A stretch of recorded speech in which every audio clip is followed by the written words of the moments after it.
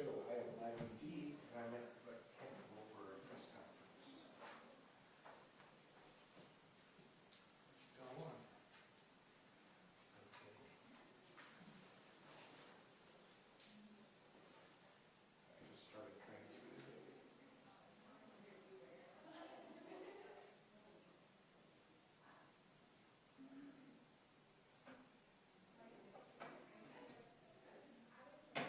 Okay, go ahead. Thank you.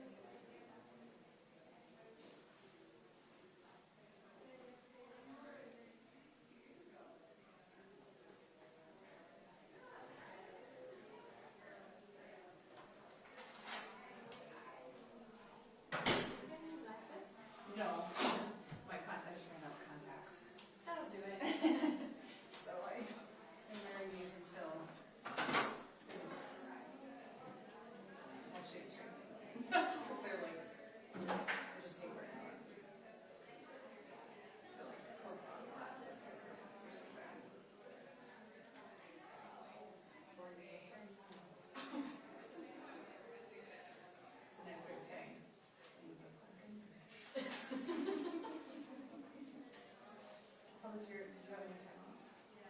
Just on Friday, but it was nice to be like, oh man, this is not working crazy hours. Like that. Just Hey. big rush now. Cameras up? Oh, okay, good. Yep,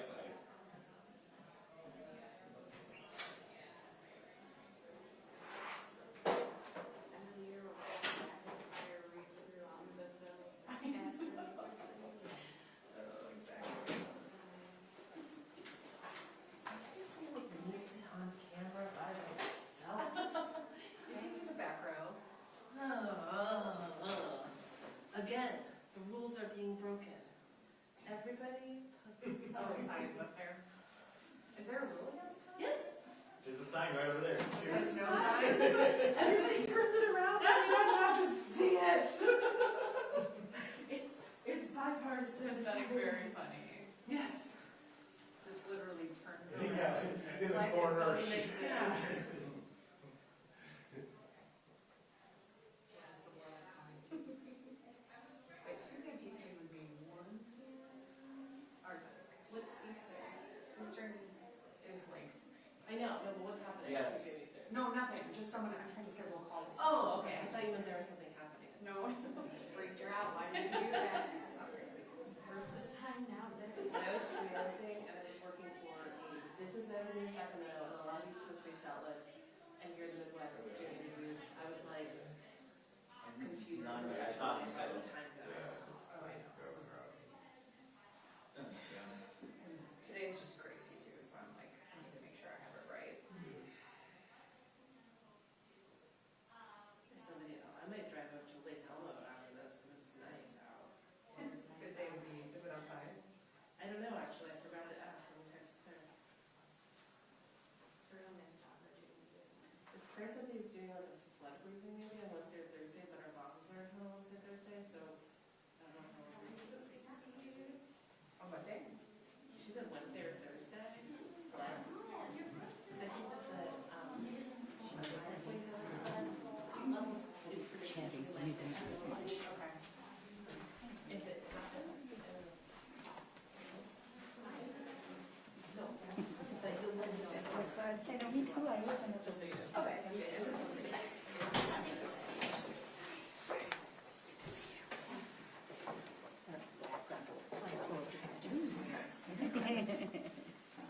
No swearing.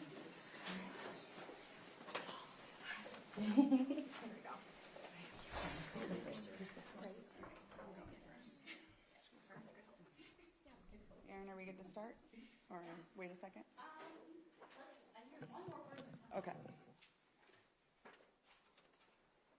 Maybe that was just the door closed. Okay. All right. Everyone hear me okay? Wonderful. Good morning, and thank you for joining us today to discuss the recent rulings out of Texas and Washington regarding access to the medication abortion drug mifepristone. My name is Megan Peterson. I'm the Executive Director of Gender Justice, an organization working to advance gender equity through the law. I want to just cut right to the chase. Abortion rights and access have been under sustained assault for decades by an extremist minority that seeks to end safe and legal abortion for everyone, everywhere, no matter the cost. These attacks have increased dramatically since last year's U.S. Supreme Court decision overturning Roe v. Wade, and Friday's ruling by a Texas judge willing to sacrifice the rule of law to advance the anti-abortion movement's repressive agenda has ratcheted the crisis up to a dire new level. With a single decision invalidating the FDA's approval of a medication widely used to end first trimester pregnancies safely, effectively, and on patients' own terms, this judge has reached across state lines and brought the abortion crisis to Minnesota and every other state that still protects abortion rights and access to abortion under the law. It is true that Friday also saw the release of a conflicting ruling out of Washington state that blocks the FDA from altering the status quo regarding the availability of mifepristone, which could make it possible for patients in the 17 states encompassed by the lawsuit, plus the District of Columbia, to continue using mifepristone for abortion in the short term. But it's clear that this dispute will end up in the U.S. Supreme Court, probably sooner rather than later. and we cannot hold out much hope for a favorable final result. For Minnesotans, this most recent attack is an even greater emergency than the fall of Roe v. Wade. It directly threatens reproductive health care access for everyone in our state, and we are calling on the champions of reproductive freedom in our legislature to act now to protect our citizens and healthcare providers against the attacks of anti-abortion extremists in Minnesota and from out of state, and to repeal the Minnesota laws that threaten reproductive health care access for everyone. We cannot ignore the alarm bells ringing loud and clear regarding the ultimate goal of the anti-abortion extremists, advancing bad law and legislation aimed at ending safe and legal abortion across the U.S. The Texas judge's invocation of Comstock laws, originally passed in the 1800s to ban contraceptives, illustrates the breathtaking scope of the power he seeks to grant the opponents of reproductive freedom over the reproductive health care decisions of everyone across the U.S. It is no exaggeration to say that the effect of this, if allowed to stand, would be to turn back the clock on reproductive rights and law by more than a century. It should be thoroughly unacceptable to anyone and everyone who values the personal freedom and individual rights that are supposed to be the bedrock of American society. They are coming for it all: abortion, contraception, and many other rights and health services essential to everyone's individual ability to determine their own reproductive destiny. And we must make clear that Minnesotans will not stand for it. I now pass the microphone to Minnesota Representative Kaylee Herr, co-chair of the Reproductive Freedom Caucus, to talk about what can still be done this legislative session to protect abortion rights and access for Minnesotans and everyone who comes here seeking refuge and access to care. Thank you. I'm State Representative Kaylee Vang Herr. I'm a state representative in 64A here in St. Paul. And I really do want to share that there is, though the decisions have been, to me, heartbreaking watching that unfold over the weekend, that I know that there is much hope that we have here in Minnesota. Just to remind us all that Minnesota legislature, the House and the Senate, worked quickly in January to pass the PRO Act to codify that everyone has the right to choose for their own body, their reproductive decisions. And there are still a couple of laws that we are working on. So the Reproductive Freedom Codification Act is a bill that would repeal and remove old and outdated laws that have mandates on our bodies that should not be on the books anymore. And so we are still moving that piece of it in the House and the Senate. Unfortunately, there has been a little bit of stalling around that because there has been a lot of pushback from the anti-choice individuals, particularly around some of these old laws. But I will say that we are very hopeful that we'll continue to move those through the House and the Senate. The Reproductive Freedom Defense Act moved out of the House, off of the House floor. We worked very diligently with our chief author, Representative Agbaje, to ensure that the House was fully behind this bill. That's House File 366. And in the Senate, the bill has been moving, and we have the step of still having it heard in the House. But what we've seen unfold over the weekend really has continued to push us and to have resolve and continuing this work that, you know, we were told that the work didn't need to be done in Minnesota because we were already a state that protected reproductive rights. What we are seeing now is the overreach from other states and continuing to limit individuals' ability to choose. We cannot have that happen in the state of Minnesota. We need to be proactive and not just passing what has already been proposed, but to look forward and say what could be coming down the pipeline from other states and what they're trying to do, and really be proactive about what do we need to do here in the state of Minnesota. With a pro-choice majority and the largest caucus in the legislature, we have the fight in us to continue this work and to ensure that every Minnesotan has the right to choose for what they want to do with their body and the choices they want to make around starting the family or making decisions to end pregnancies when they need to do so. And so we will continue to do this work. And with that, I will pass this over to my colleague, Senator Lindsey Port, who will talk about why we need to continue this work. Thank you.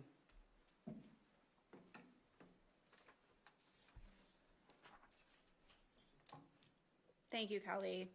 I'm Senator Lindsey Port. I represent District 55, and I'm the Senate Chair of the Reproductive Freedom Caucus. I'm standing here today to reaffirm what the Reproductive Freedom Caucus knew, the reasons that we formed in the first place: a legislative force to preserve the rights for all people to make their own healthcare decisions with their doctors, free from government interference. We joined together, over 80 lawmakers, to create this caucus because we knew these rights were under attack, and we knew the courts would not protect us.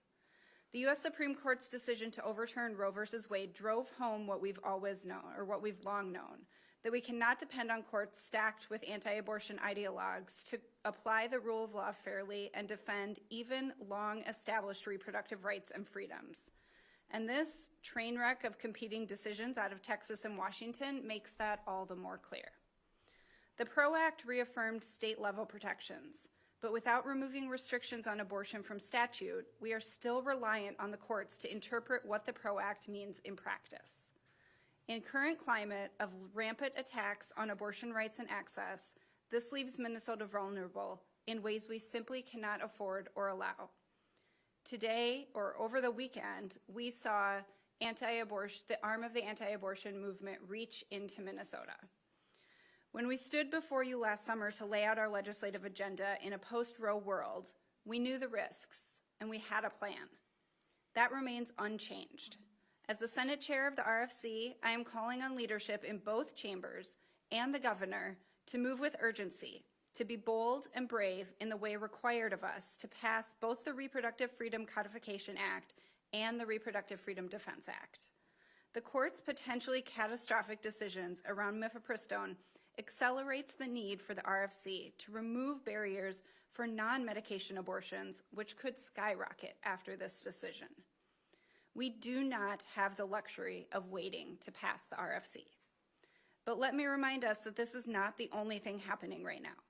Just last week, Idaho became the first state to pass a law restricting travel to another state to get abortion care that is legal there. We do not have the luxury of waiting to pass the RFDA. To date, just this year, there have been 492 anti-trans bills introduced in state legislatures across the country. More of them are passing than ever before. We do not have the luxury of waiting to pass the trans refuge bill.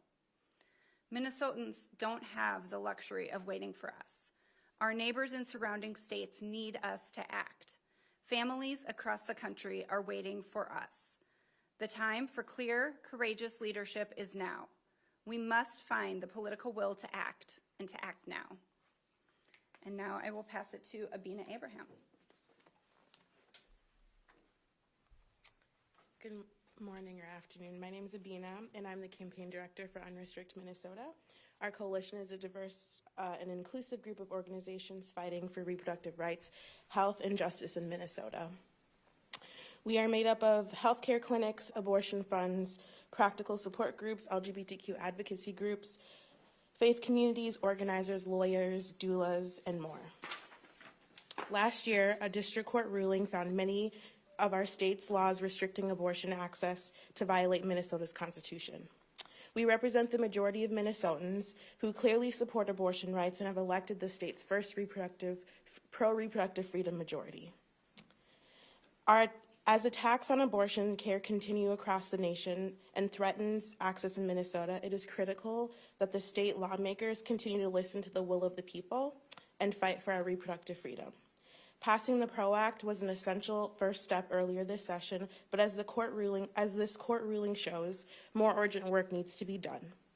At the top of our list is passing the Reproductive Freedom Defense Act, which has passed the House floor, and the Reproductive Freedom Codification Act, which is advancing in the health omnibus bills.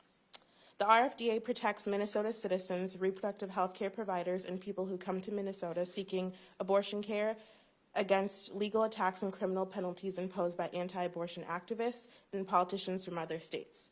The RFCA removes a lengthy list of restrictions on abortion rights and access in Minnesota's legislative code, many of which have been ruled unconstitutional by a Minnesota state court.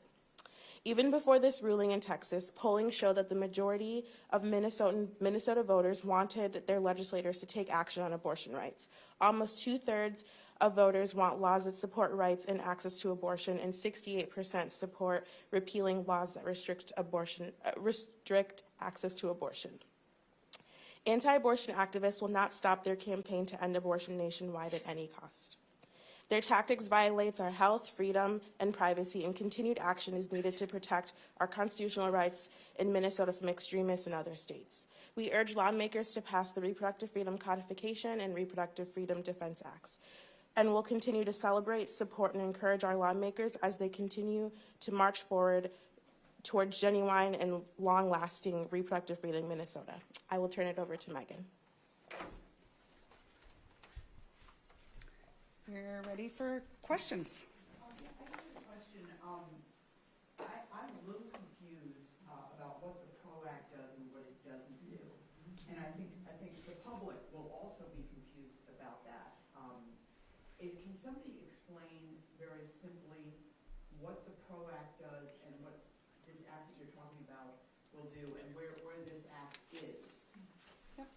Yes, the PRO Act was passed into law and signed by the governor, so it is law in Minnesota. The PRO Act essentially codifies reproductive health as a fundamental right in Minnesota. The problem with that, as we're seeing by judges, that can be up to the opinion of a judge. And when we have conflicting things on the books, like the restrictions on abortion, even though they've been ruled unconstitutional, they are still on the books. A court could rule that those have more standing than the PRO Act. And so that is why we feel like we cannot have those conflicting laws on the books, and the reason we really need to pass the RFCA to remove those from the books to strengthen the PRO Act and remove those restrictions. Yep, the RFCA is a collection of essentially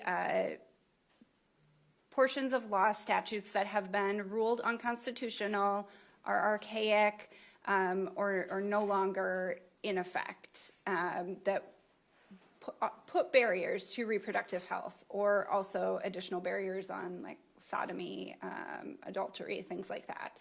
Removing those from law. It's essentially a bill of repealers of restrictions on people's individual reproductive freedoms. It has passed the House, passed all the committees in the House, and is in the Health Omnibus Bill in the House. It has also passed all the committees in the Senate, but is at this point moving as a standalone. So we have a couple of different paths to get it through. Can I just ask one more follow-up? Are you convinced that if that's passed, that could actually, wouldn't you have the same problem that you have with the PRO Act, with these conflicting legal things? Couldn't the court still rule against you? A court outside of Minnesota could potentially, I think that's the real danger of this decision on mifepristone, is it applies nationwide if it's upheld. And so that would certainly reach into Minnesota in a way that conflicts with the PRO Act, which is why it's critical that we pass bills like this. We can't just sort of take it lying down that a single judge in Texas can remove access to a safe, tested, proven medication on his own. If the Texas ruling is upheld, can you guys talk a little bit about the standing of mifepristone, how much it's used in Minnesota right now, and what options would still be available in Minnesota? Sure. So we're just in a whole new world, legal world, I would say. So that's just the important context here. We've never been in a place like this before, where judges are so willing to like bend the rules of the judicial system, resurrect laws from the 1800s to get their way. So that's just the context we're living in, and that makes it more difficult than it would have been 5 years ago to give you an answer to what will happen. We don't know. And it is also unclear what the FDA's response will be. So the decision out of Texas binds the FDA as an agency, including on its limitations to male medication abortion, which was the piece that the Comstock Act was used to make the case for. So we'll have to see how the FDA responds to this. And in the meantime, it means medication abortion does still remain available across the country and in Minnesota. Mifepristone and misoprostol, the two medications typically used in medication abortion, account for over half of all abortions in the first trimester in Minnesota, but also across the country. And really since the pandemic, in that it has increased dramatically because the pills were available to be mailed to patients at their homes. So this decision is also trying to get at that point of access, which has been a huge improvement, especially for people who live far away from abortion providers. So in Minnesota at this moment, you can get a medication abortion or a procedural abortion in clinic. And we're hopeful that that won't change, but we don't know.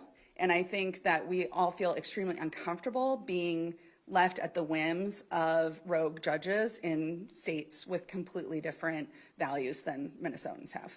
As kind of a follow-up, real quick, is there an additional risk that comes to removing the option of medication abortions for people in Minnesota? Yes, I mean, mifepristone is used for more than just medication abortions. Doctors do also sometimes use that medication to help with early miscarriage management or ectopic pregnancies. So again, it's just another example of, because there's this overwhelming drive to try and ban abortions, the anti-abortion movement is willing to interfere in healthcare providers' best judgment and ability to make the decisions that are right for their patients. And we just need to draw an extremely clear line that we're not okay with that. We will not participate in the state of Minnesota. Planned Parenthood says that there is another, combination of medication or medicine. So just to be clear, it's not that all medication abortions could become outlawed in Minnesota. It's that this specific kind of medicine. But Yep. is that your understanding too? And would there be enough supply of the other types of medicines used to meet the So demand now? mifepristone is the first medication used in medication abortion. It is essentially a progesterone blocker.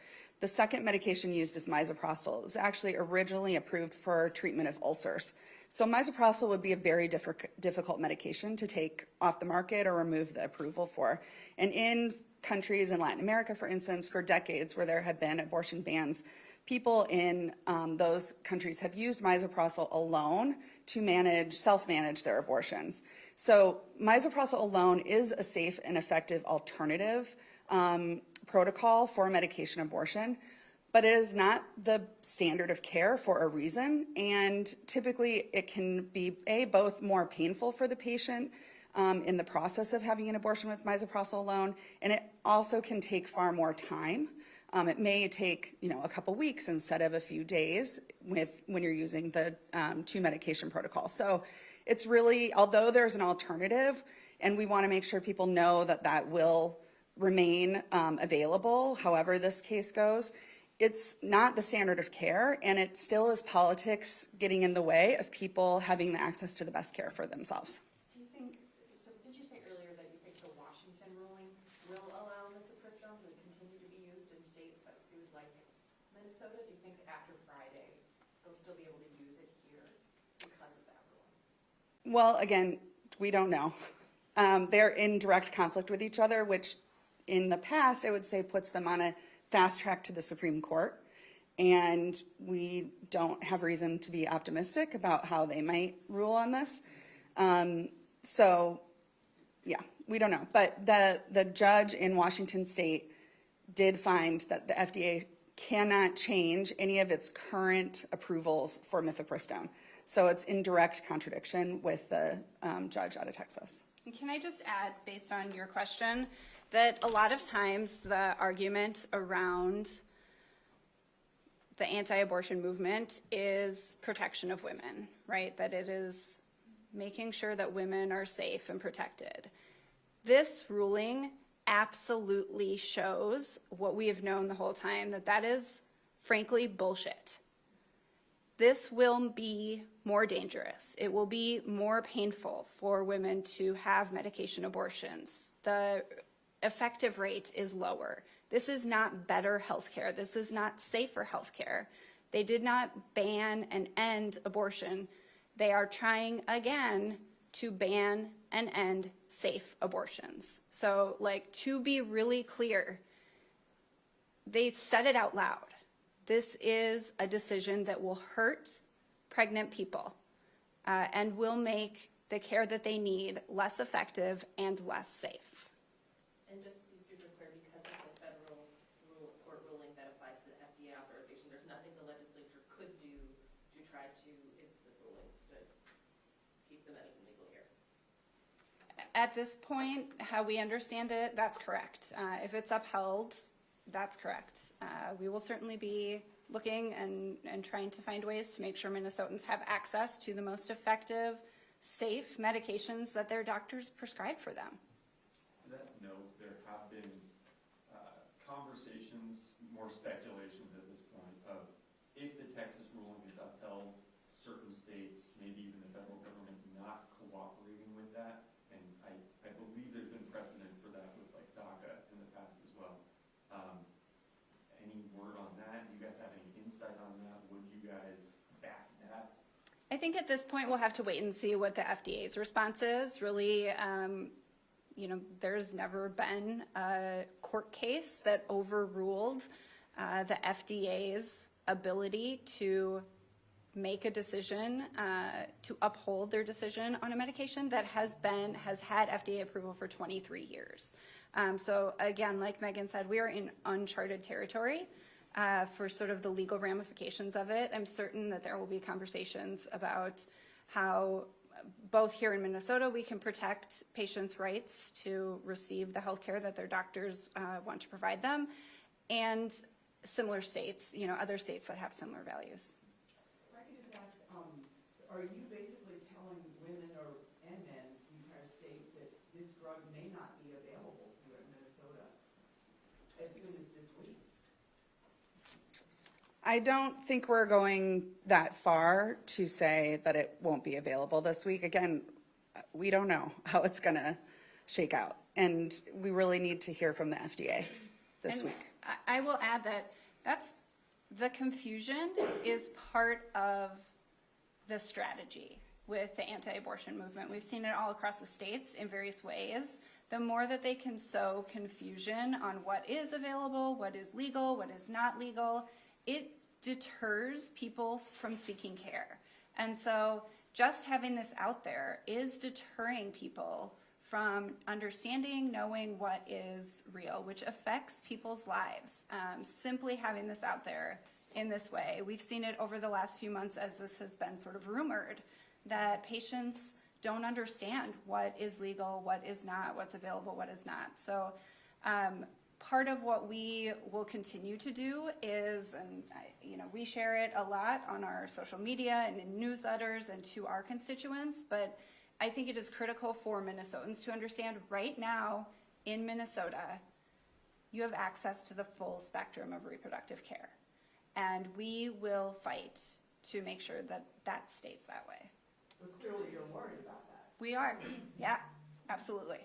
And just again, this new law, the RFCA that you're trying to pass, would that guarantee it all told? It doesn't seem to sound like that would guarantee it. You could still have legal proceedings come in under this umbrella. Well, what I want to say is what the RFCA will do is to actually remove the gray area for providers and healthcare systems so that they can prepare for the increase in clinic abortion care. And so I think it's super critical that we do pass the RFCA, because we just talked about this being uncharted legal territory. And so if providers and healthcare systems are clear on where the laws are in Minnesota, they can continue to expand access for Minnesotans despite what happens to MIFI. Can you speak to what the delay is at all in these two proposals? What is keeping them from hitting the floor in the Senate, or maybe they're on path to? My name is Abina Abraham. Can you spell that? Abena. Abraham, and what's your title? Unrestricted Minnesota Campaign Director. I'm sorry, I didn't mean to interrupt. In addition to, I'm Erin Murphy. I serve in the Senate along with Mary Kunish. I'm an assistant majority leader in the Minnesota Senate. I'm also a registered nurse. Over the weekend, you may have read that the new Attorney General in Iowa is now questioning whether or not emergency contraception should be available for victims of sexual assault. What we are seeing across the country is a continued disruption in the standard of care that has been a reliable standard of care for people seeking reproductive follow-up care, for all sorts of reasons, including victims of sexual assault. Our job as Minnesota policymakers is to make sure that the law is intact, that access to the broad spectrum of reproductive freedom reproductive health care is intact. That includes eliminating the pieces of law that are ambiguous. Because when we have ambiguous pieces of law in an arena that is now disrupted significantly by judges making decisions that are unexpected, neither providers nor the people in their care are clear about what is safe and legal. And while we have passed the PRO Act in Minnesota to say you have access to the full range of reproductive freedom in Minnesota, which is a strong, important piece of law, we also have remnants of the anti-abortion movement's lawmaking in place that sends mixed signals to people. Those mixed signals are what undermine a clear standard of care. So in both bodies, we are working to make sure those two other pieces of legislation are moving, and they are in both bodies. And we need to make sure that our colleagues understand that those are not optional, that they are required pieces of our work this session if we're going to keep our word to the people of Minnesota that reproductive freedom is strong and clear here in the state of Minnesota. Why isn't it in the omnibus in the Senate? The author of the Senate Omnibus Bill chose not to put it there because it still has one more stop in the legislature. And we're trying to run it as a separate bill at this point.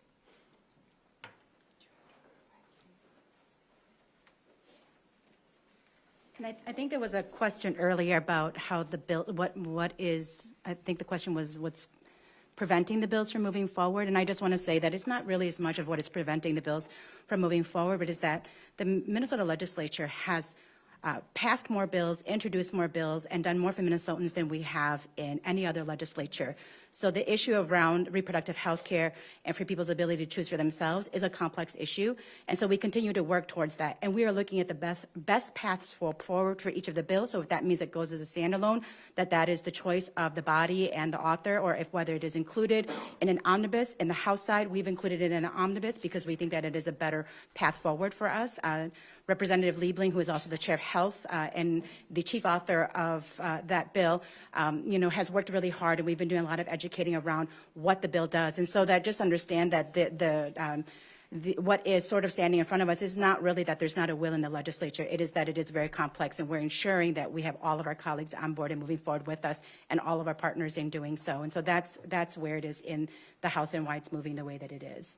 Ultimately, they need the same vehicle, for lack of a better word, right? It either has to be into the final budget, omnibus bill via conference, or the House and Senate both need to have standalone. Yes, in the end, we will have to come together to ensure that the language is the same. So however that comes in the end, whether it gets pulled out separately from the House side or whether it gets wrapped in, that we will ensure that it will be the same on both sides to confer the language and how to move forward with it. We can do one more question. You said a required work. Is this something like that the reproductive caucus is going to draw a firm line and say we're not going to vote on other bills if this doesn't go along? I mean, is that how far you're willing to go? Take this one. I think we've already drawn the firm line. This is, I don't know, the 5th or 6th or 7th time that we've been here in front of you and said, Minnesotans elected us to do this. We stood in front of you last summer after Roe fell and said we have a plan. Then Minnesota sent a pro-choice majority trifecta to the Capitol. They told us that this is what they want. We have never wavered from that. We are not in conversations about voting or not voting because we don't think this isn't a political game. We are working to ensure that we have the votes in both of our caucuses to help people through any concerns that they have and to fight back against the very loud and not always very nice attacks on our members for voting for these bills. But we are committed to it. We're not, judging one thing more important or not than something else, but we are not wavering. Thank you so much. Thank you.